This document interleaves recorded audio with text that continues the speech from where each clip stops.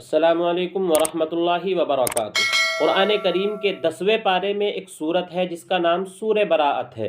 लोग सवाल करते हैं कि जिस तरीक़े से क़ुरान की दूसरी तमाम सूरतों के शुरू में बिस्मिल्लाहिर्रहमानिर्रहीम ये लिखा हुआ है, तो इस सूरत के शुरू में ये किस वजह से लिखा हुआ नहीं है। उलमाए देवबंद ने इसके दो जवाब दिए हैं, दो बातें लिखी हैं जिस वजह से इसके शुरू में बिस्मिल्लाहिर्रहमानिर्रहीम नहीं लिखा गया। पहली वजह जो उलमाए देवबंद बयान करते हैं कि अल्लाह ताला ने दुस्तूर के मुताबिक इस सूरत के साथ बिस्मिल्लाह को नाजिल नहीं फरमाया। जिस तरीक़े से दूसरी सूरतें नाजिल होती थी उनके साथ बिस्मिल्लाहिर्रहमानिर्रहीम को भी नाजिल किया जाता था, लेकिन इसके साथ आम दुस्तूर के मुताबिक बिस्मिल्लाह नाजिल नहीं की गई। और दूसरी वजह यह है कि आप सल्लल्लाहु अलैहि वसल्लम ने जिस तरीक़े से दूसरी सूरतों के साथ कातिब वही के पास बिस्मिल्लाह लिखवाई है, इस सूरत के साथ आप सल्लल्लाहु अलैहि वसल्लम ने बिस्मिल्लाह नहीं लिखवाई।